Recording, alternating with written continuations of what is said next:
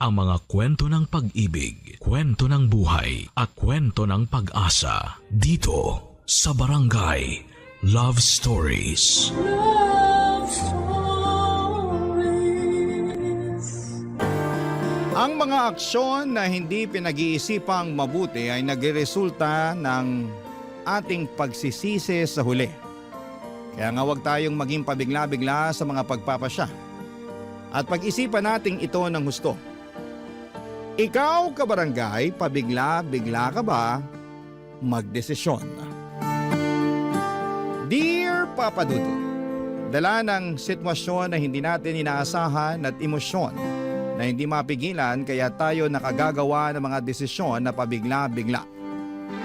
Tapos ay nagsisisi tayo sa huli.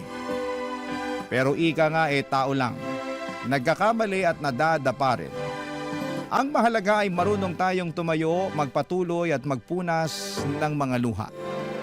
Yan ang eksaktong karanasan na gusto kong ibahagi sa programa ninyong Barangay Love Stories, kaya napasulat ako. Ako nga pala si Clarence, 30 years old at taga Laguna. Ang ikukwento ko ay nangyari noong 20 years old pa lamang ako. College dropout ako at hindi ko lang siguro feel mag-aral, saka mahina ako sa klase kaya madalas akong nahihirapan. Kaya nga nung tumigil ako ay nagalit sa akin ang ate Terry ko. Ang kaisa-isa kong kapatid na nagpapaaral sa akin noong mga panahong yon, Papa Dudut.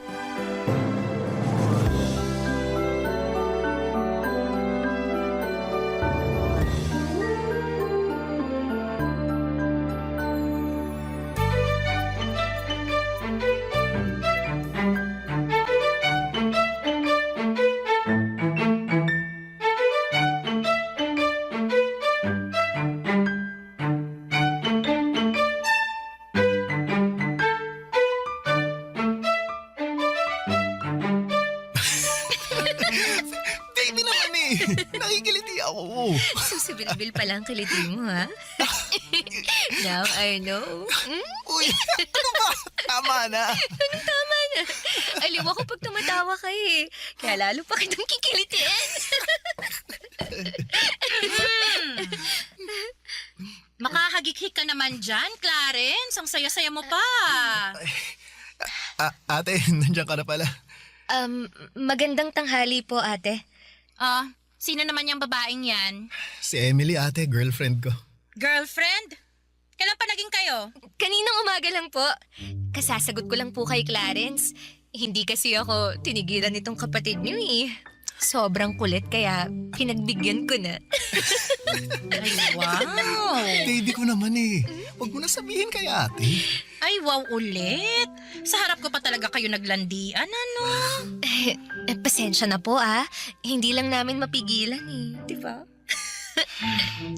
Wala namang problema yun, pero wala kasing nababanggit si Clarence na may nililigawan pala siya. Kaya nga, gulat na gulat ako na may girlfriend pala siya, tapos dinala niya rito sa bahay ng hindi man lang pinapaalam sa akin. Ate, hindi naman magnanakaw si Emily. Girlfriend ko siya. Hindi ko sinabing magnanakaw siya, pero sana sinabi mo sa akin na may bisita ka pala, no?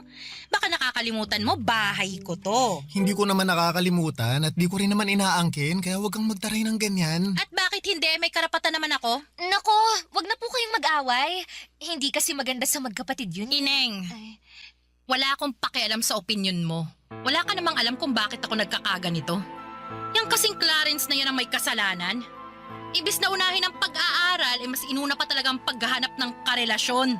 Ate, hindi naman si Emily ang dahilan kung bakit tumigil ako sa pag-aaral Ayoko lang talaga.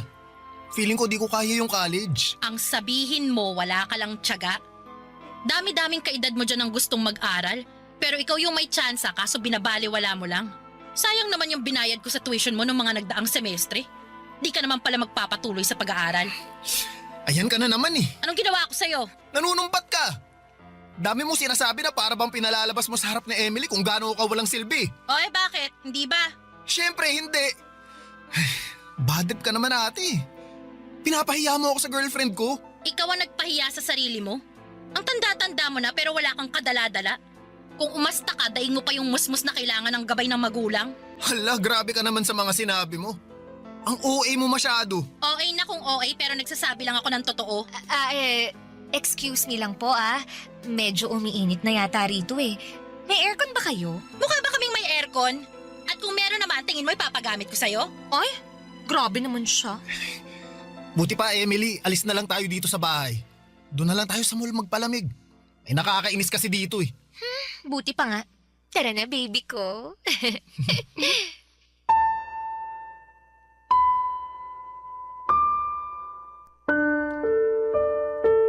Papa Dudut, hindi talaga kami magkasundo ng ate ko. Para kasi siyang galit sa mundo palagi, yun bang pinaglihi sa sama ng loob na madalas kong sabihin sa kanya. Sa edad niya kasi noong 29 ay single pa rin siya. Baka factor na walang lalaki na nagkakagusto sa kanya kaya ganon siya kasungit. Sa katunayan ay ramdam ko na pinagtsatsagaan na lamang namin ang isa't isa. Lalo't nangako siya noon sa mga magulang namin bago sila namatay, naaalagaan niya ko. Fast forward, madalas kong sabihin kay Emily na gusto ko nang umalis sa poder ni Ate Terry. Ayoko na kasi yung pakiramdam na minamanduhan lalo na at hindi naman ako bata. Marunong na akong mag-isip at magdesisyon para sa sarili ko. Kaya nga kinumbinsi ako ni Emily na umalis na sa bahay ni ate. Para patunayan sa kanya na kaya ko nang tumayo sa sarili kong mga paa, Papa Dudut.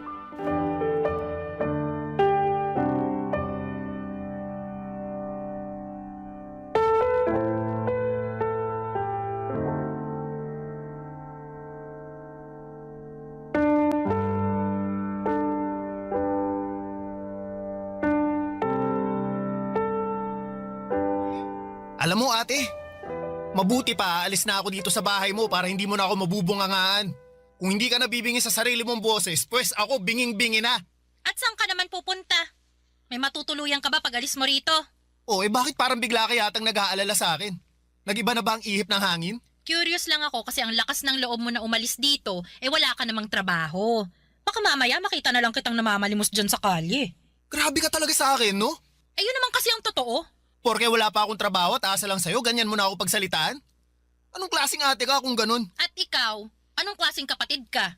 Imbis na magsikap ka sa buhay at tulungan yung sarili mo, mas pinili mo pang magrebelde. Hindi pagre-rebelde ang tawag kung gusto ko lang matahimik ang utak ko sa mga sermon at pagbubunganga mo. Akala mo kasi kung sino ka kung makapagsalita, di ka rin naman perpektong tao. Saka baka nakakalimutan mong ate lang kita, ha? Hindi kita magulang kaya wala kang karapatan na kontrolin ang buhay ko. Hindi ko kinokontrol ang buhay mo. Tsaka pinagsasabihan lang kita.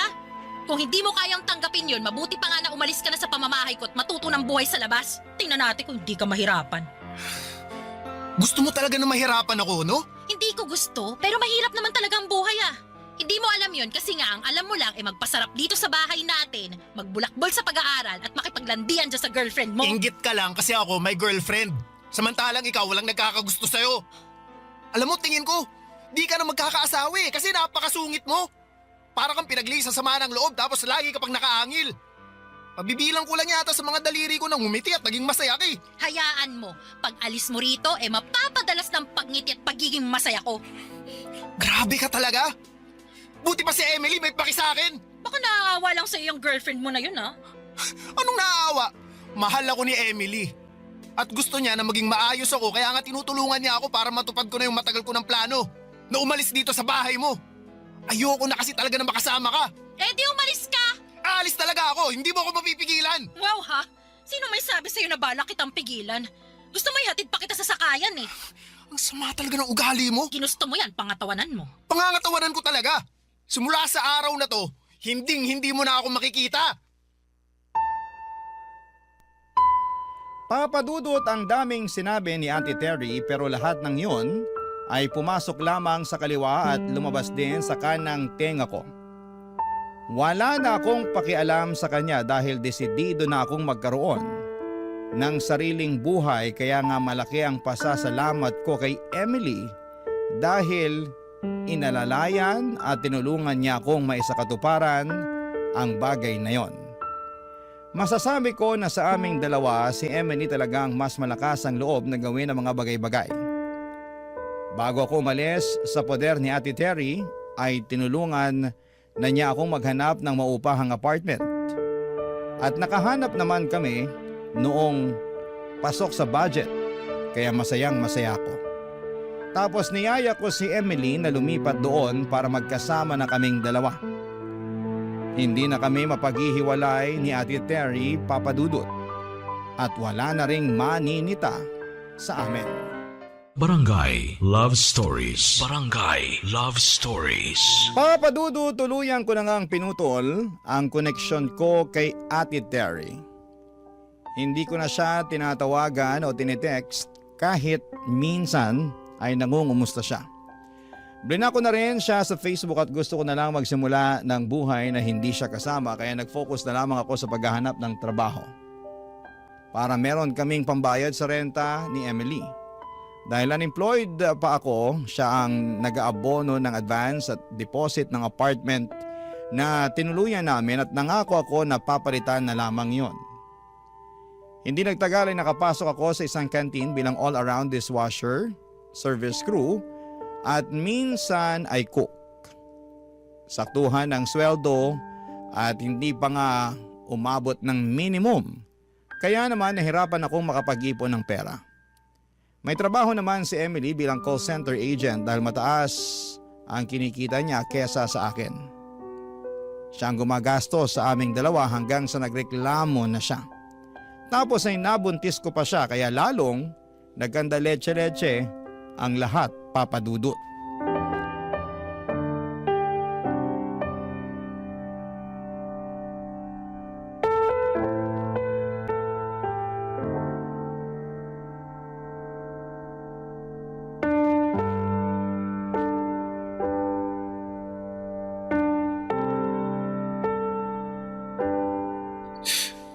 Sensya na ate. Baka sabihin mo, kinain ko mga sinabi ko ah. Wala pa nga akong sinasabi pero mukhang gano'n na nga. Wala lang kasi talaga akong matatakbuhan kaya nandito ako ngayon. Bakit di ka tumakbo doon sa girlfriend mo? Gusto ko naman tumakbo sa kanya Palayo nga lang. Nito kasing nakalipas, madalas na kaming di magkasundo. Lagi na kaming nag-aaway. Siguro ng babae ka, no? Huy, hindi Loyal kaya ako, grabe ka sa akin. Nagtanong lang naman ako. Yung tanong mo parang hinuhusgahan mo na pagkatao ko Ano ba kasing rason bakit kayo kamo palagi nag-aaway? Sa pera kasi. Liit lang kasi nung naiaambag ko kaya nagreklamo na si Emily. Nauubos daw sa amin yung sweldo niya. Hindi naman daw pwedeng ganun palagi kaso anong magagawa ko kung mababa lang talaga magpasweldo yung napasukan kong trabaho? Bakit hindi ka na lang maghanap ng ibang trabaho? Yung malaking pasweldo. Sinubukan ko naman kaso bihira tumatanggap ng high school graduate Pinag-apply din ako ni Emily sa call center pero unang interview ko pa lang, ligwak na. Di kasi ako magaling mag-English kaya ayun, di rin ako nakapasok. Nag-away pa nga kami kasi gusto niya mag-apply ulit ako pero sabi ko ayoko na, napapahiya lang ako. Medyo ang hirap nga ng sitwasyon mo. Sinabi mo pa. Tapos ngayon, buntis na si Emily. Iba ka rin, no? Nakuha mo pang buntisin yung girlfriend mo? Malamang magkasama kami sa iisang bubong Alangan namang magtitigan lang kami. Siyempre, may nangyayari sa amin. Alam mo, hindi ako interesado na malaman ng bagay na yan. Pero sana naisip mo na ang hirap ng buhay tapos nakuha niyo pa talagang mag-anak. Yun na nga. Sinisisi nga ako ni Emily kasi binuntis ko raw siya. Kaya tuloy lalo kaming nahihirapan. Ilang buwan na rin kaming di nakakapagbayad ng renta. Paalisin na nga kami pag di pa kami nakapagbayad ngayong buwan Baka sa kalsada na talaga kami pulutin ito. Ate, may ipapahiram ka ba dyan sa akin? Kahit magkano lang. Sige na. Parang awa mo na ate. Wala akong pera rito. Sige na, babayaran ko naman Maawa ka na sa kapatid mo. Wala nga. Pero kung meron man, di rin kita paihiramin Grabe naman to. Hanggang ngayon ba galit ka pa rin sa akin kasi napakasutil kong kapatid sa'yo? Siguro masayang masaya ka na ngayon na nakikita ako naghihirap Mukha ba akong masaya? Kung masaya ako, sana tumatawa ako ngayon pero hindi naman kaya wag mo akong simulan. Ang akin lang, wala akong mapapahiram at kung mapahiram ko man kayo, sigurado na sa susunod na buwan kakapusin ulit kayo. Aba, mahal magbuntis sa panahon ngayon, Clarence. Magastos, kaya mahihirapan kang bumuelo niyan. Buti sana kung tumitigil ang mga bayarin, buwan-buwan nandyan yan. Ang magagawa ko lang I-offer itong bahay. Ha? Anong ibig mo sabihin, ate? Kung gusto niyo na dito kayo tumira. Wala namang gumagamit ng kwarto mo, tsaka wala rin namang tao rito pag nasa trabaho ako. At least, wala na kayong iisiping renta buwan-buwan. Mas makakaipon pa kayo sa panganganak ni Emily. Salamat, ate, pero... Pero ano, Pero ayos lang ba talaga sa'yo? ayos lang. Tsaka, di naman din kita matitiis kahit ang tigas ng ulo mo eh. Kapatid kita eh.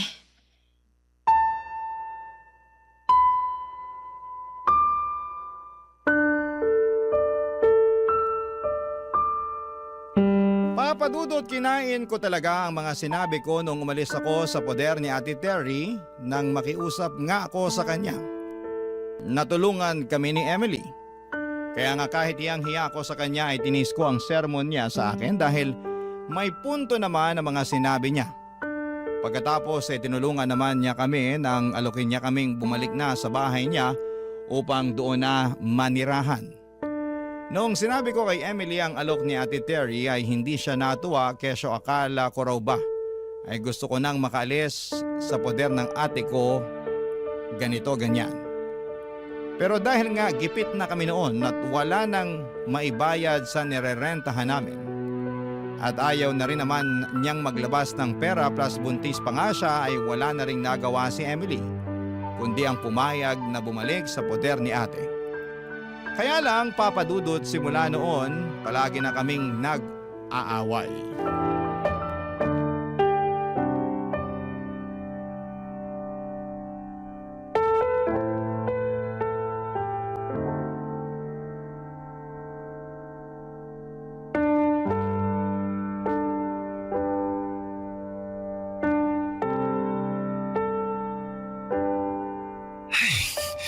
Emily naman, baka mapaano si baby. Paano mapapano? Nandito lang naman siya sa tiyan ko. Alam ko naman yun, pero balik mo nga sa ubi ngayon. Kanina pa kita niyayaya kaso ayaw mo namang umalis. Ayoko nga. Tinatamad ako. Bakit mo naman katatamaran ng bagay na yun? Bakit ka ba kasi nakikialam? Ako naman ang buntis, hindi naman ikaw ah. Kaya mas alam ko kung ayos lang yung baby natin o hindi. Hindi ko kailangang magpa-OB.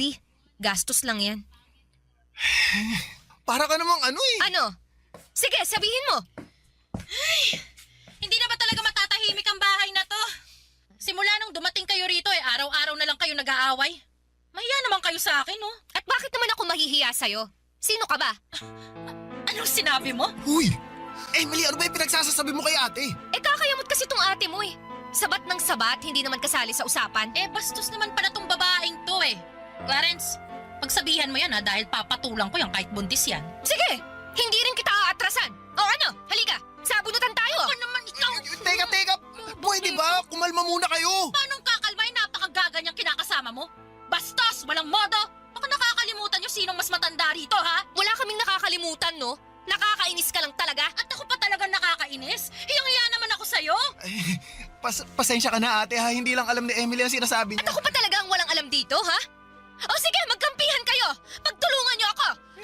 Parang tanga. Ikaw ang parang tanga. Emily, tumigil ka na! Saka pa, Anong ginawa ko? pareho kayo ng ate mo na nakakainis. Buti pa, matutulog na lang ako. Ayoko makita ang pagmumukha niyo. Mas ayaw kong makita yung pagmumukha mo. Uy, ate, pasensya ka na ha. Hindi naman sinasadya ni Emily yun eh. Buntis lang yun. Pabago-bago kasi yung emosyon. Sinasadya o hindi, bastos talaga yung babaeng yan. Matagal ko na yan napansin sa kanya eh. Akala ko magbabago pero wala man lang character development. Tapos ngayon akala mo kung sino samantalang nakikita na lang naman kayo dito. Alam mo Clarence, mabuti pa umalis na lang kayo rito kasi sumasakit lang ang ulo ko sa inyo eh. Saan naman kami pupunta kung aalis kami dito? Ewan ko, hindi ko na problema yon. Bahala na kayo. Total, abuso kayo. Lalo na yung kinakasama mo parang banu mag-isip. Ate naman eh, hindi mo na ba talaga mapagpapasensyahan si Emily? Kung pasensya lang, kotang-kota na ako sa inyo. Panahon na para ako naman ang intindihin nyo, no? Gusto ko lang ng tahimik at stress-free na bahay na uuwian ko pagkagaling sa trabaho. Pero hindi nangyayari yun dahil sa ingay nyo. Para kayong aso't pusa kung magbangayan. Mahiya naman kayo sa akin at sa mga kapitbahay natin. Papadudot, hiyang-hiya ako kay Ate Terry dahil siya na nga ang nagmabuting loob. Na patirahin kami sa bahay niya ay minasama pa ng kinakasama ko. Hindi ko alam kung dahil lamang ba yon sa buntis siya, kaya siya moody o sadyang unti-unti ko nang nakikita ang tunay na ugali ni Emily.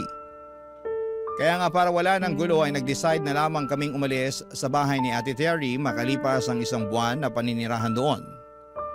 Tumuloy kami ni Emily sa bahay ng nanay niya. Bale, nagrenta lamang din sila ng maliit na kwarto kung saan ay kasama nila doon ang 5 pang nakababatang kapatid ni Emily sa ina. Dahil nga sa pagdating namin ay para na kaming sardinas doon na nagsisiksikan sa masikip na lata. Ang hirap kumilos at ang gulo-gulo ng mga kapatid ni Emily. Kaya hindi rin ako makapagpahinga ng maayos. Barangay Love Stories. Barangay Love Stories. Papadudot pakiramdam ko ay wala akong kakampi sa bahay ni na Emily, lalo na kapag nag-aaway kami. Mabait naman ang mama niya pero pakiramdam ko ay may sinasabi itong hindi maganda sa akin kapag nakatalikod ako. Pero sa kabila ng lahat ay pilit ko silang pinakisamahan ng maayos hanggang sa nanganak na nga ang kinakasama ko. Siyempre, tinulungan ulit ako ni Ate Terry para makabayad kami sa ospital. Kaya nga malaki ang pasasalamat ko sa ate kong yon dahil maaasahan talaga siya sa oras ng kagipitan. Masasabi ko na naging maayos naman ang unang 2 buwan ng pagiging magulang namin ni Emily. Hindi na kami masyadong nag-aaway noon at ang focus na lamang ay magtrabaho. Kumayod ako ng husto at sa katunayan ay madalas na nga akong mag-overtime at mag-double shift para naman malaki ang pera na maiuwi ko lalo't huminto muna sa pagtatrabaho si Emily para alagaan ang anak namin, Papa Dudut.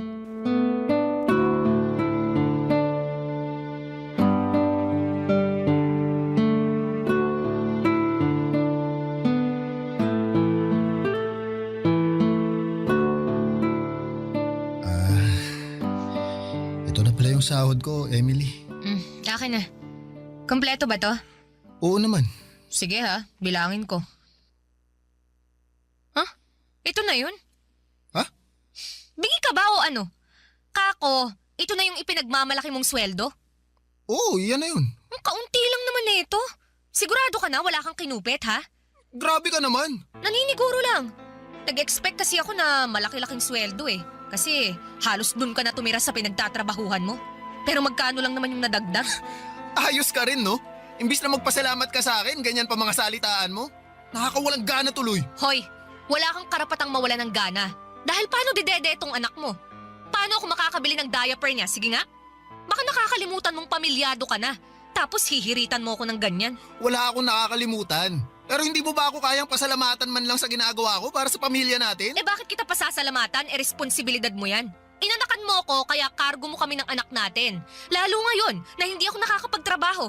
Ay nako, kakainis naman eh. Namimiss ko na yung sweldo ko. Buti pa nung wala tayong anak. May sariling pera ako. Pero ngayon, wala. Eh sa liit ng sinesweldo mo eh, sakto lang sa pangangailangan ng anak natin. Naiintindihan ko naman na naiinis ka. Pero hindi ba pwedeng lawakan mo naman ang pangunawa mo? Nagsisikap naman ako eh. Nagtatrabaho ko ng mabuti para sa inyo. Mahirap lang talagang buhay ngayon. Ang sabihin mo, mahina kang dumiskarte. Eh buti pa yung ibang lalaki dyan oh. Ang gaganda ng trabaho, ang lalaki ng sweldo. Buti pa yung ibang babae, yung mga kinakasama nila, sitting pretty na lang sa bahay nila. Samantalang ako, oh, eto, losyang na. Tapos wala pang pera. Mali naman yata na ikumpara mo ako sa ibang lalaki. Pati na rin niya sarili mo. Mali na kung mali, pero hindi ko lang talaga mapigilang mainggit eh. Tsaka, pati ba naman yun, sisitahin mo pa? Eh bakit hindi mo nalang pagtuunan ng pansin yung sarili mong diskarte para naman umasenso ka, ha? Sabi ko naman sa'yo, nagsisikap ako, di ba? Eh hindi ko naman nakikita eh. Puro ka lang salita. Hindi mo lang talaga napapansin kasi inuuna mo pang mainggit sa iba. Oh, kita mo na? Pati talaga yon sinisita mo pa. Paanong hindi kita sisitahin nakakapikon ka na? At ako pa talagang nakakapikon? Ha? Palibhasa! Wala kang alam sa nararamdaman ko! Wala ka rin pakialam! Anong klaseng kinakasama ka? Anong walang alam at pakialam? Meron kaya? Hindi ako naniniwala sa'yo! Eh di huwag kang maniwala, problema ko ba yun? Alam mo, Pagod na ako. At gusto ko lang magpahinga kaya pakiusap. Manahimik ka na dyan. Wala akong karapatang magpahinga. Ano sinabi mo? Narinig mo ang sinabi ko. Huwag kang umastang bingi dyan. Ah! Lintik na buhay naman to! Oh! Pati itong kinakasama ko, lintik din! Ah! Papa Dudut, sobrang aburido ako kay Emily kaya hindi ko na nakontrol ang bibig ko na magsalita ng mga masasakit. Bagay na lalo lamang gumatong sa nagbabaga at mainit-init na naming away. Tapos ay kinantsawan pa kami ng mga kapatid niya at pinagpustahan kung sino sa amin ang kakampihan nila. Siyempre walang kumampi sa akin kaya lalo lamang akong nanliit at nakaramdam na pinagtutulungan nila ako. Noong hindi pa humuhupa ang tensyon sa pagitan namin ni Emily ay pumagitna na ang nanay niya para sawayin at awatin kami. Tumigil na ako pero kung ano-ano pa ring mga sinabi ni Emily kaya napiko na ako at nagdesisyon na lamang na umalis sa bahay nila. Bago ko pa mabigwasan ang pagmumuka ng kinakasama ko. Tapos pumunta ako sa bahay ni Ate Terry. Para kung bata na nagsumbong sa kanya kaya naman galit na galit siya. Kasi inaapi na raw pala ako doon.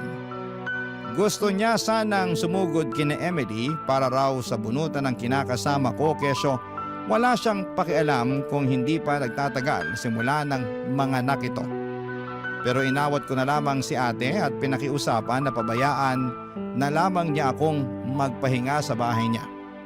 Kinabukasan, Papa Dudut, ay doon na ako umuwi kina Emily at sermon agad ang pinaalmusal niya sa akin.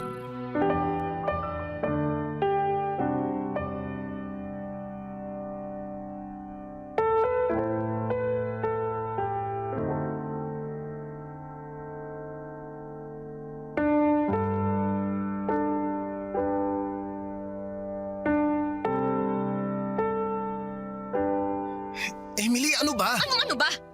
Inaano kita, ha? Nagtatanong lang ako sa'yo. Saan ka galing, ha? Saan ka natulog? Sagutin mo ako! Kina Ate Terry nga. Kanino ko pa sinabi na galing ako sa bahay niya, di Hindi ba? ako naniniwala sa'yo! May ibang babae ka, no? Aminin mo na! Emily naman eh. Sagutin mo na lang yung tanong ko, Clarence! Wala akong ibang babae. Saka bakit ako mambababae? Mahal na mahal ko kayo ng anak natin. Isip-isip din. Mahal daw. Ano ba kasi problema mo? Ikaw ang problema ko! Ano ba ginawa ko? Bakit ang sungit-sungit mo sa akin? Nagtanong ka pa talaga, ha? Malamang. Hindi ko maintindihan kung bakit ka nagkakaganyan eh. Hindi pa ba halata, ha? Ang ano? Na hindi na kita mahal! Anong sabi mo? Paano naman nangyari yun? Ewan ko, hindi ko alam. Basta, nagising na lang ako isang araw na nagsisisi na ako na nagpabuntis ako sa'yo. Na ayaw na kitang makasama, ganun.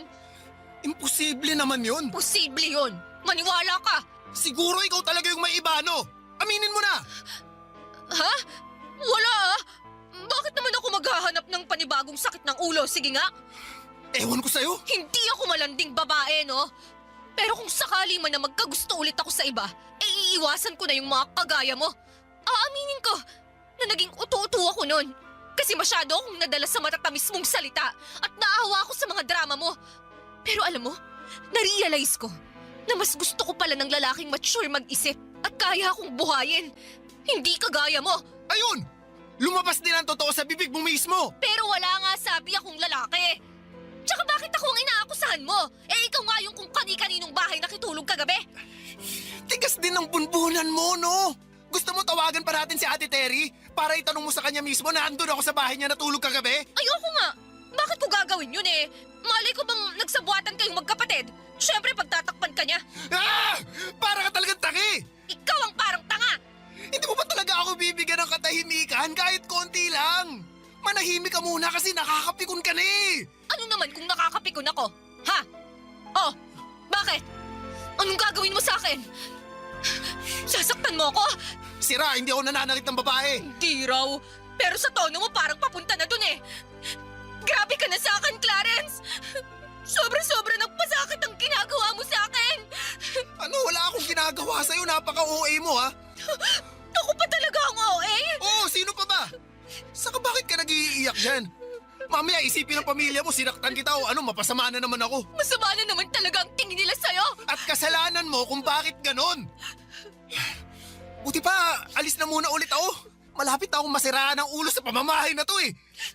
Pag umalis ka, hiwalay na tayo! Bahala ka sa buhay mo! Papadudot nakipaghiwalay nga sa akin si Emily at kahit masakit sa loob ko ay hinayaan ko na siya. Ang bigat din naman niya sa kalooban na kasama kasi. Tipong hindi na niya ako nirespeto at hindi niya rin na-appreciate ang mga efforts na ibinibigay ko para sa kanya. Bukod doon ay pinagbintangan niya pa akong may ibang babae samantalang siya nga yung nanlalalaki. 2 araw pagkatapos kong umalis sa bahay nila. Maging si Ate Terry ay hindi rin makapaniwala sa kinahandungan ng aming relasyon. Pero isa lang ang nasabi niya. Confirm daw na malandi ang dati kong kinakasama. Wala na naman akong pakialam kay Emily. Ang habol ko lang ay ang anak ko na nakikita ko ng 1 beses sa loob ng 1 linggo. Nag-focus na lamang ako sa pagtatrabaho at pagpapaunlad sa aking sarili para masustentuhan ko ang aking anak at mabigyan siya ng maayos na kinabukasan. Hanggang dito na lamang po ang sulat ko, Papa Dudut. Maraming salamat po sakaling mapili niyong i-ere sa programa ninyong Barangay Love Stories. More power po sa inyong programa at sa inyong istasyon. Ang inyong forever, kapuso at kabarangay, Clarence. Kwentuhan naman tayo dito sa comment section. Ang mga kwento ng pag-ibig, kwento ng buhay at kwento ng pag-asa dito sa Barangay Love Stories. Love Stories. Hanggang kailan ka nga ba magiging pangalawa sa taong lagi mong inuuna? Hanggang kailan ka papayag na maging isang taong tinatakbuhan lang? Kapag may kailangan siya pero sa dulo ng araw, iba ang kasama niya kapag masaya na siya. Dear Papa Dudut, itago niyo na lamang po ako sa pangalang Essie. Sumulat ako sa inyo ngayon para ikwento sana sa inyo ang naging maiksing forever namin ng aking ex-boyfriend na si Jay. Tulad ng mga kakasimulang relasyon, napupuno kami noon ng pagmamahalan at halos ayaw naming malayo sa isa't isa. Updated sa ginagawa ng bawat isa kahit nga magkasama na kami sa trabaho, ay nagtitext pa rin kami at nagkukumustahan kung kaya pa ba ang workload na meron kami sa araw na yon. Ganon kami. Facebook official na kami at syempre ang pinaka-importante sa lahat ay official kami sa pamilya ng bawat isa. Akala ko nga ay talagang forever na ito eh. Akala ko. Kasi maayos naman kaming dalawa, walang naging problema pagdating sa oras dahil marami kami noon para sa isa't isa. Lalo na ako. Handa kong ibigay sa kanya ang lahat ng oras ko. Walang naging problema sa pamilya namin kasi boto sila sa amin. Actually ay sila pa nga itong nagpaplano na para sa future wedding namin. Nakakatawa na nakaka-pressure. Wala rin naging problema na sobrang bigat o walang naging challenges sa relasyon namin na hindi namin nalagpasan dahil sinisiguro ko na hindi kami aabot sa punto na matatalo kami ng mga pagsubok na yon. Bago pa man lumala ang inuupahan na naming pareho ang problema o inuupuan na namin ang mga problema at pinag-uusapang dalawa. Sobrang perfect na nga eh. Inabot na nga kami ng 2 taon sa relasyon pero sobrang gulatan na lang talaga. Noong 2nd year anniversary namin ay may bomba siyang pasabog na mas nakakasorpresa pa kesa sa ginawa kong surprise anniversary date para sa aming dalawa, Papa Dudut.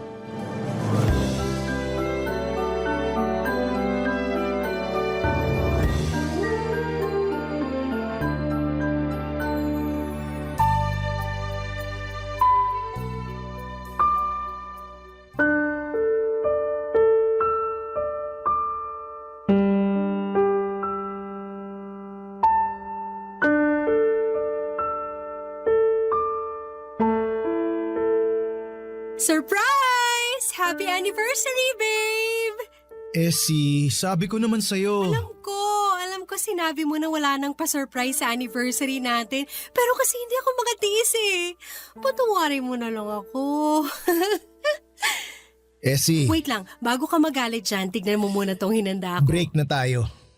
May hinanda akong tinola sa gata ng paborito mo. Essie! Narinig ko. I'm sorry kasi dapat kahapon ko pa sinabi to eh. Kung alam ko lang na maghahanda ka ng ganito, di sana. Bakit? Anong bakit? Bakit ka nakikipaghiwalay? Bakit ngayon pa? Essie, Nakailang esi ka na ngayong gabi. hindi na ako masaya. Paano hindi ka na masaya? Nung Sunday masaya pa tayong dalawa after church, di ba? Ano yun? Essie, matagal na akong hindi masaya. Bakit di ka masaya? Sabihin mo kasi hindi ko naman yung nakikita sa'yo. Hindi ko alam kung bakit hindi na ako masaya. Siguro kasi hindi na kita mahal. Pero mahal kita, Jay. I'm sorry, Essie. Pero hindi na tayo pareho ng nararamdaman ngayon. Ang labo naman, Jay. Akala ko ba wala magbabago? Akala ko rin eh. Paano na to? Pwede pa rin naman natin kainin tong hinanda mong tinola eh. Itong relasyon at hindi ang lintik na tinola na yan. Hindi ko alam. Hindi ka nalalaban? Hindi na. Ako lalaban pa. Wag na. Please, Jay. Hindi ko na kaya, Essie. Hindi na talaga.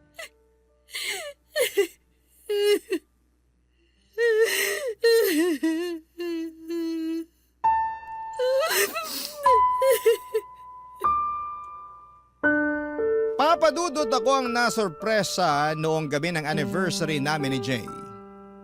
Iyak ako ng iyak na hindi niya ako mapatahan pa. Umalis siya nang hindi nagpapaalam dahil hindi na rin niya alam ang gagawin at makalipas nga ang ilang oras ay tumawag ito para humingi ng sorry sa mga nangyari. Akala ko noon ay makikipagbalikan na ito kasi natauhan na pero hindi, papadudot. Tumawag ito para sabihin na sana ay hindi pa rin kami mag-iwasan. Na sana sa opisina lalo ay makakapag-usap pa rin kami tulad ng dati dahil hindi naman pwedeng mag-isa sa amin na i-give up ang trabaho dahil lang nagkahiwalay kaming dalawa. Na sana'y kahit na hindi na kami magkarelasyon ay matatakbuhan pa rin namin ang isa't isa tulad ng dati. Tulad dong magkaibigan pa lamang kaming dalawa, papadudot. Hindi ko nasabi sa inyo na bago kami maging magkarelasyon ni Jay ay naging mag-best friend kaming dalawa. Since college, takbuhan na namin ang isa't isa lalo na kapag may problema. Lalo na siya. Lagi ang tumatakbo sa akin kapag may kailangang tulong at andon naman ako para saluhin siya. Nasanay siyang ganon sa akin hanggang sa maging kami. Kaya siguro kahit ngayon na magkahiwalay kami ay gusto pa rin itong maging ganon kami sa isa't isa. Takbuhan kapag may problema at pumayag ako rito. Pumayag akong bumalik kami sa pagiging mag-best friend kung ito ang paraan para hindi siya mawala sa akin dahil aaminin ko na hindi pa ako handa na mawala siya. Baka sa ganitong paraan ay bumalik yung nawala niyang feelings. Baka makita niya ang halaga ko. Kaya pumayag ako. Naging best friend niya ulit ako, papadudot.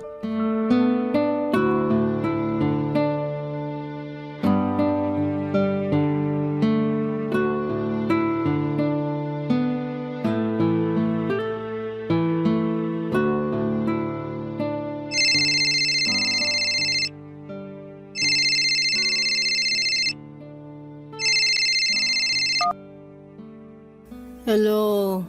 Essie, gising ka pa ba? Nagising na. Ay naku, sorry talaga Essie kasi... Ano ba yun? 3:30 na ng umaga, oh. Hindi ko kasi matapos tong report na pinapagawa ni boss eh. Di ba para mamaya na yan? Ano nangyari? Kanina ko lang kasi to sinimulan. Akala ko madaling gawin pero hindi naman pala. Anong gusto mong gawin ko? Tulungan mo naman ako, please. Hindi kita kayang tulungan kung over the phone lang, Jay. Eh di, pumunta ka rito. Sige na, Essie, please. Please, Essie, please. Ano ba naman, Jay? Mag-alas 4 na eh. Please naman, Essie, oh.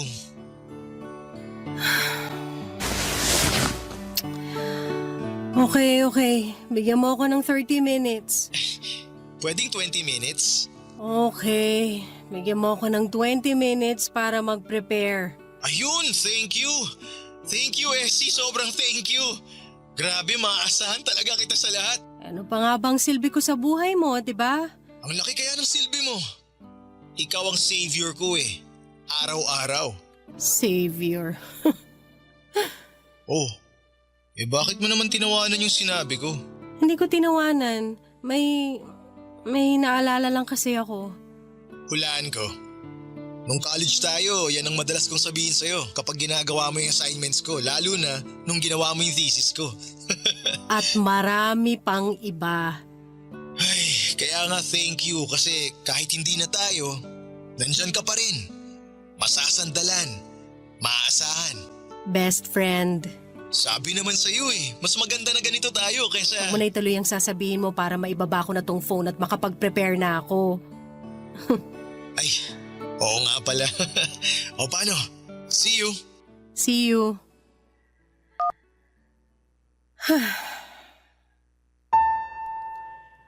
Best friend, yan na lamang ako muli sa buhay niya. Takbuhan niya kapag may kailangan o may problema. Para kaming bumalik sa college, ang daming nagsasabi na ang tanga-tanga ko para ipagpatuloy ang ginagawa ko. Pero kibits balikat na lamang. Hindi kasi nila naiintindihan yung kagustuhan ko na mapalapit lamang kay Jay. Nasanay akong kasama siya at nasanay akong lagi siyang nandyan. Kaya hindi madaling putulin yung naging routine namin. Hindi ko kaya. Kaya naman nakontento ako sa ganito sa pagiging best friend kung eto ang paraan para hindi siya mawala sa akin. Dahil papadudot aaminin ko, kahit 2 taon nang nakalipas, ay mahal ko pa rin siya. Hindi nawala ang pagmamahal ko sa kanya siguro'y dahil ayaw ko naman kasing mag-move on talaga sa kanya. Kasi lagi naman kaming magkasama. At kahit noong nagkaroon na ito ng bagong girlfriend, ay andun pa rin ako sa kanya. Natatakbuhan niya. Kahit ang sakit-sakit na. Andun pa rin ako at umaaktong ayos na ang kahit durog na ako. Dahil alam kong wala ng pag-asang maging kaming dalawa dahil may mahal na siyang iba. Papa Dudut. Barangay Love Stories. Barangay Love Stories.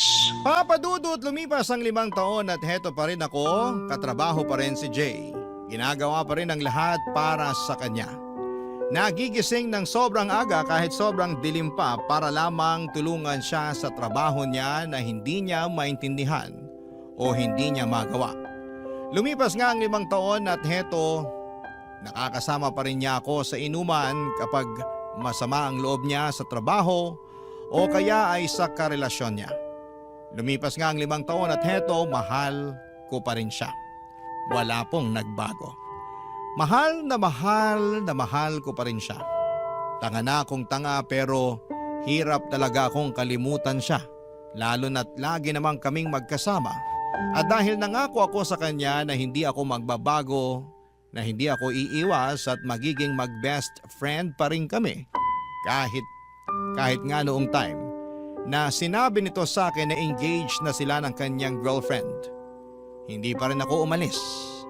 Nangako pa rin ako na matatakbuhan niya anumang oras niya ako kailangan, Papa Dudut.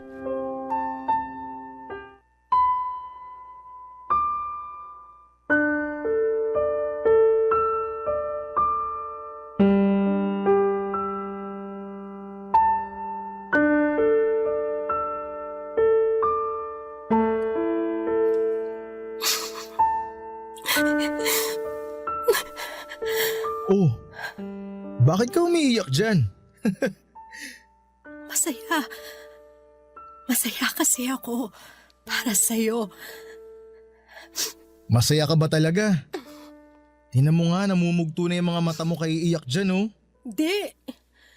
Ganito lang ako magpakita ng saya. Masaya ako para sa'yo, Jay. Masaya ako na ikakasal ka na. Alam mo, masaya rin ako. Sobra. Siya na yung babaeng pangarap ko eh. Siya na yung gusto kong makasama araw-araw. Alam mo yun? Alam mo ba yung ganong pakiramdam? Alam ko. Sus, alam mo ba talaga? Eh wala kang ang love life ngayon eh. Wala man akong boyfriend ngayon pero naramdaman ko naman yan. Dati. Sa'yo. Bale, wala pa kaming napag-uusapang araw kung kailan mismo yung kasal pero asahan mo, isa ka sa mga unang makakaalam. Nako, kahit wag na, hindi naman ako importante para sa kasal niyo eh. Hindi no? Best friend kita. Kailangan nandun ka. Sasabihin ko sa kanya na gawin ka pang ang abay. Wag mong gawin yan. Ayos lang ako kahit nga hindi na ako pumunta eh. Uy, nasa na yung pangako mo na makakasama kita lagi? Pero kasal mo yun, Jay. Eh ano naman ngayon? Mahalagang araw yun para sa akin. Dapat nandun ka. Pero kasal mo yun. Eh ano nga ngayon kung kasal ko yun? Ex mo ko. Best friend na kita ngayon. Ang tagal na nating wala. Eh lagi na nga tayong magkasama eh. Hindi na tayo naiilang sa isa't isa tulad ng ibang mag-ex dyan. Iba tayo, okay? So dapat pumunta ka. Jay, hindi ko kaya. Bakit? Hindi ko alam. Ay nako, nabigla ka lang siguro. Tara, libre kita ng kape. Tulungan mo na rin ako sa mga dapat tsaka mga hindi ko dapat gawin sa kasal. Okay ba yun? Jay, please. Eh alam ko na ang gusto mong sabihin. Gusto mo iwasan at layuan mo na ako dahil engaged na ako. Hindi naman ako manhid eh. Hindi naman kasi ang dapat eh. Pero di ko kaya yun. Hindi mo kaya? Oo. Kasi nasanay na ako na nandyan ka. Hindi ko alam kung makakayanan ko ang araw-araw na wala ka. Pero… ituloy mo pa rin yung pangako mo. Huwag kang mawawala sa tabi ko. Nandyan ka lang para matakbuhan ko. Para matulungan ako. Diyan ka lang. Walang dapat magbago kahit ikasal pa ako. Kahit magkaanak pa ako at magkaapo. Diyan ka lang. Ha? Okay.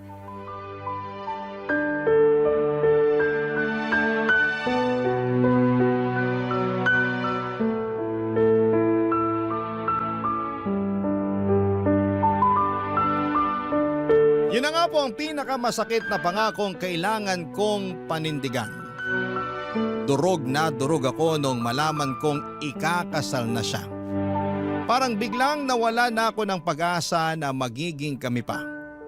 Kasi nung magkarelasyon pa lamang sila ng girlfriend niya ay okay pa. Pwede pang umasa kasi hindi pa naman sila kasal pero iba na ngayon.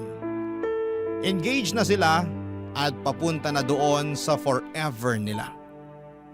Alam ko dapat at pinanindigan ko na lamang yung tumatakbo sa utak ko na dapat ay umiwas na ako kahit na ayaw pa niya. Oras na rin para makapag-move on sa kanya pero hindi ko nagawa. Kasi nung tumingin ako sa mga mata niya noong narinig ko ang mga pakiusap niya na huwag akong mawawala ay para akong natameme. Na dapat na sa tabi lamang niya ako, lahat ng plano ko na lumayo ay nawala at pumayag ako sa kagustuhan niya. Ang mga kong hindi ako aalis. Na forever akong nasa tabi niya at forever niya akong matatakbuhan kapag kailangan niya ng forever best friend.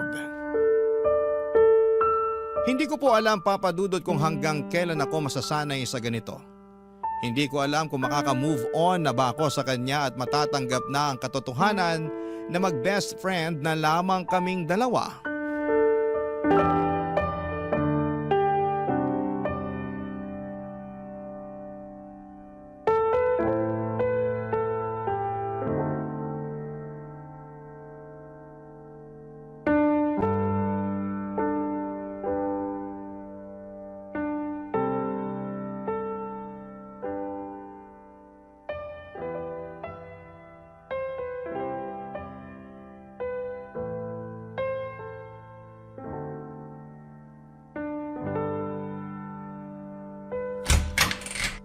Jay!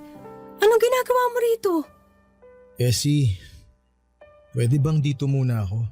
Tuloy ka. Ano ba nangyari? Si ano kasi, Yung fiancé mo. paano mo nalaman? Kapag ganyan na itsura mo, alam ko nag-away na naman kayo eh. Hindi ko siya maintindihan eh. Ang labo niya. Ang babae kasi, kahit anong gawin mo, hindi mo maiintindihan. Mahalin mo na lang. Pero bakit ikaw naiintindihan ko? Kasi best friend mo ko at matagal na tayo magkakilala. Ang hirap niyang intindihin. Lagi na lang ako yung nag-a-adjust. Paano naman ako? Kailangan ba lagi ako yung may malawak na pangunawa? Bakit siya hindi niya magawa yun para sa akin? Nagmumukha akong sunod-sunuran sa mga gusto niya eh. Siya lagi yung nasusunod. Para tuloy akong aso. Naiintindihan kita. Ay, buti ka pa. Ha? Buti ka pa naiintindihan mo ako. Buti ka pa ramdam ko na hindi ako nag-iisa kapag kasama ka. Buti ka pa. Jay, maaayos nyo rin yan. Away lang yan.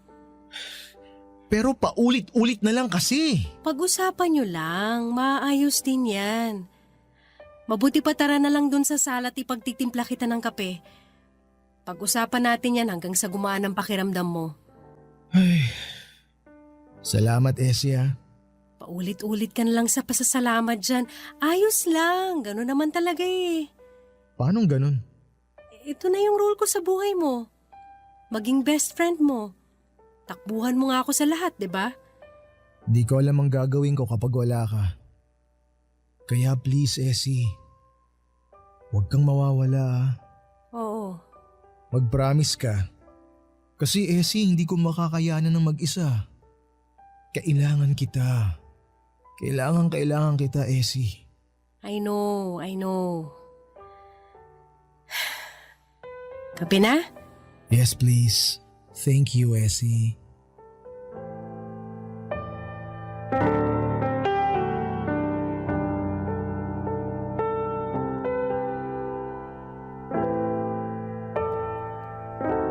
Dapat maging masaya ako kapag sinabi niya na kailangan niya ako. Dati masaya ako noon kapag sinasabi niya yon. Kapag nagpapasalamat siya at sinasabi niya na masaya siya na nandun ako lagi para sa kanya.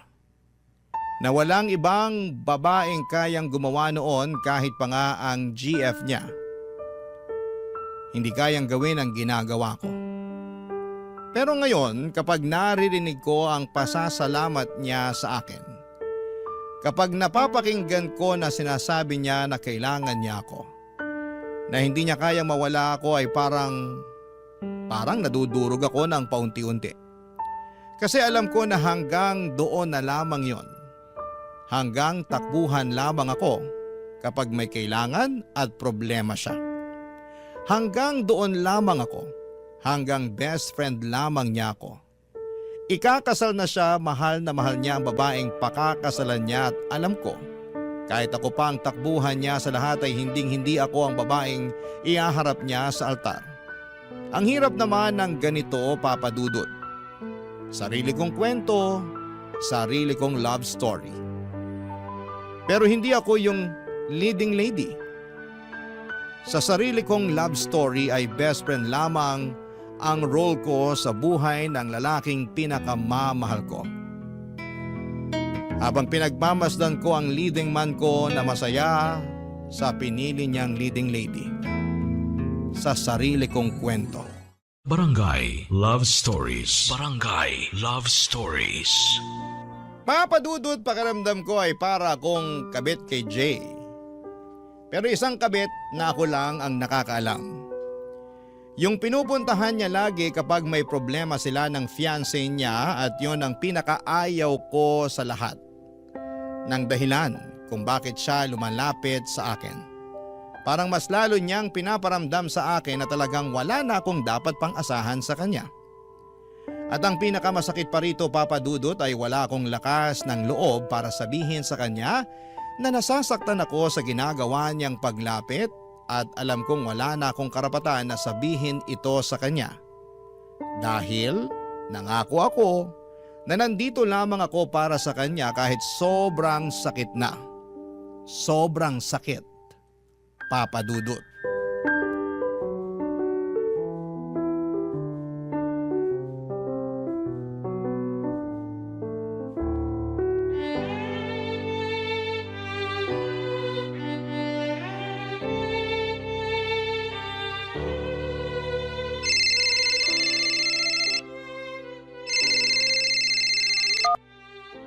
Hello? Hi Essie, naistorbo ba kita? Hindi naman. Bakit? Wala naman, gusto lang kitang kumustahin. Kumustahin ako? O bakit parang nagulat ka? Wala lang. Kala ko kasi may kailangan ka eh. Nanibago lang. Grabe naman to. Kinukumusta naman kita kahit wala akong kailangan ah. Bihira. Kaya sorry, nagulat lang. Okay lang naman ako. Ano bang meron? Wala naman. Pwede bang tumawag lang ako kasi gusto kitang makausap, ganon? Weird eh. Hindi ako sanay na tumatawag ka na walang kailangan. Uy, nakakasakit ka ng damdamin ha. Kanina kasi sa office napansin ko na parang tulala ka. Tapos tahimik. Di ka nga ata kumain ng lunch eh. Dami lang kasing dami lang ginawa kaya ayun, hindi na nakakain. Tigilan mo nga ako, wala kayang masyadong ganap sa office ngayon. Masama lang siguro yung pakiramdam kasi lately sobra yung puyat ko eh. Aba, mukhang pinariringgan mo ako dyan ah. Bakit naman kita paparinggan? Kasi ako lagi nang pupuyat sa'yo. Ay, teka, parang weird pakinggan yun ah. Ang ibig kong sabihin, napupuyat ka dahil sa katutulong sa akin sa mga take home ko na trabaho. Sus, wala yun. Ilang years ko na namang ginagawa yan, sanay na ako. Parang masama ata loob mo ah. Pero Essie, sobrang thank you ah. Ano bang nakain mo at ganyan ka ngayon ha? Wala naman. Bigla lang kasi kitang naisip ngayon. Tapos naalala ko yung mga pinagdaanan natin nung naging tayong dalawa. Naalala mo nung nag-away tayo dahil nagsiselos ako dun sa isang katrabaho natin? Si Fred? Sus, paano ko makakalimutan yun? Binlock mo pa ako sa Facebook nun sa sobrang selos mo. Pero in-unblock din kita kinagabihan, no? Kasi sabi mo natatakot ka na kapag hindi kita ka-chat, kami ni Alfred yung mag-usap. Praning ka! Sus, ikaw nga rin tong praning eh. Naalala mo si Camille, yung naging kapitbahay ko? Ang tindi kaya ng selos mo dun. Halos araw-araw nasa bahay ka para bakuran ako sa kapitbahay ko na yun. Oy, may dahilan para magselos ako dun sa sakang na yon, ano? Panay kaya pagpapakit niya sa'yo, napapansin ko kaya. Sus, madumi ka lang mag-isip. Di mo lang maamin na selosa ka talaga. Kapal nito, gustong-gusto mo naman na pinagsiselos ako. Ang cute mo kasi pag nagsiselos ka. Tsaka doon ko nararamdaman na ang gwapo ko. Tsaka mahal na mahal mo ako. Kaya pala, ikaw talaga? Sus, ikaw rin naman dyan. Di ba nga nung... Jay? Isang Hawaiian pizza at pa-upgrade na sa pineapple juice yung drinks. No ice please. Ha? Ano sinasabi? Tapos, available ba yung lasagna nyo? Jay, Hindi na. Okay lang. Sige, siguro sa next order ko na lang. ano bang... Oo, okay na yun. Thank you. Bye.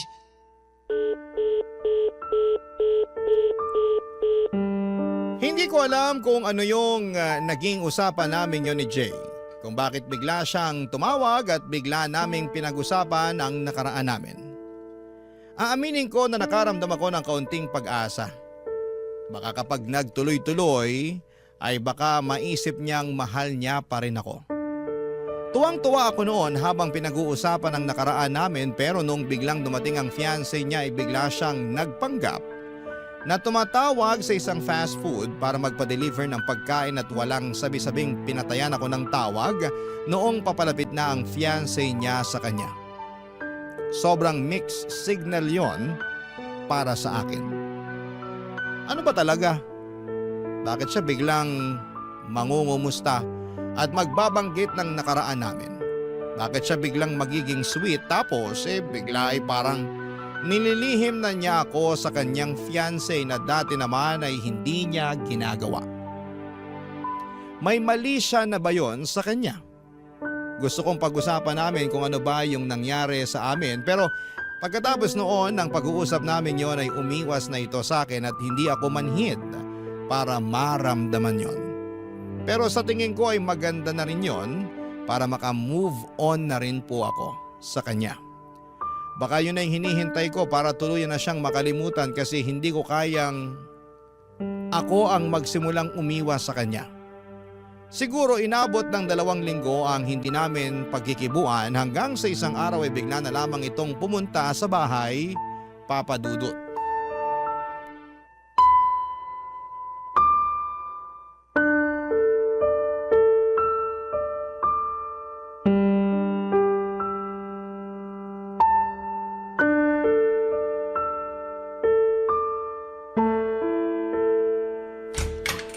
OJ, anong ginagawa mo rito? Bakit lagi kayong magkasama ni Pete? Pete? From marketing? Bakit? May ibang Pete ka pa bang nakakasama, ha? Wala. Teka, bakit parang galit ka? Hindi ako galit. Hindi. Nagtatanong lang ako kasi lagi kayong magkasama eh. Bakit masama ba? Oo! Kasi wala namang koneksyon ng department natin sa kanila. So hindi ko magets kung bakit lagi siyang umaali-aligid sa cubicle mo kapag break. O kaya kapag meron siyang chance. Bakit? Wala ba siyang ibang cubicle na pwedeng puntahan? May tinatanong lang yung tao. Ano yun araw-araw? Oras-oras may tinatanong? Si lalaki ako. Alam ko yan. Anong alam mo? Na meron siyang intensyong iba sa'yo. Ano naman ngayon? Pareho naman kaming single, wala namang magagalit. Ako yung magagalit, bakit? Bakit ka magagalit? Sino ka ba para kagalitan kung sino man ang lumapit sa akin? Best friend mo ko. Akin ka lang. Best friend ka lang.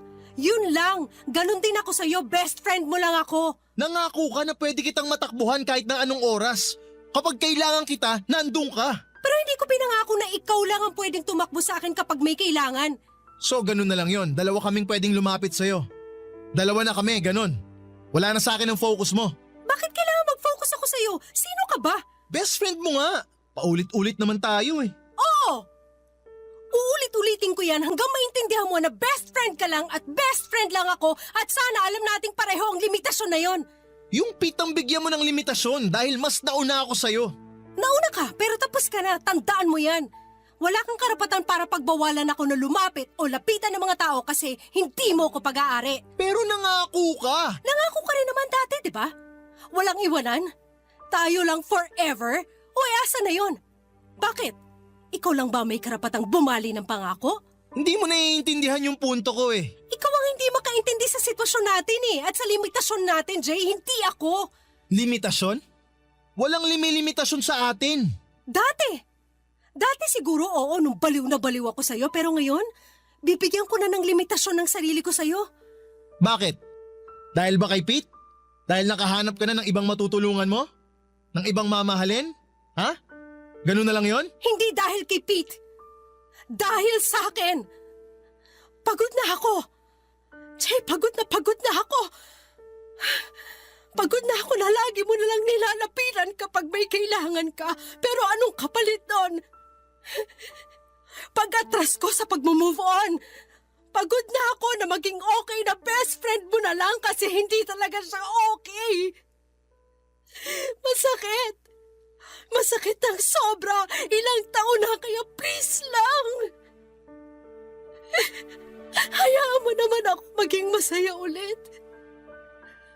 Hayaan mo na lang na makalimutan kita at magpapasalamat ako kung hahayaan mo akong gawin yun, Jay, kasi mahal pa rin kita pero Please, tama na. Tama na. Essie! Umalis ka na. Please, umalis ka na. Essie naman, pag-usapan muna natin to. Sandali! Teka! Essie! Essie, ano ba? Essie, buksan mo tong pinto. Kinakausap ko kita eh.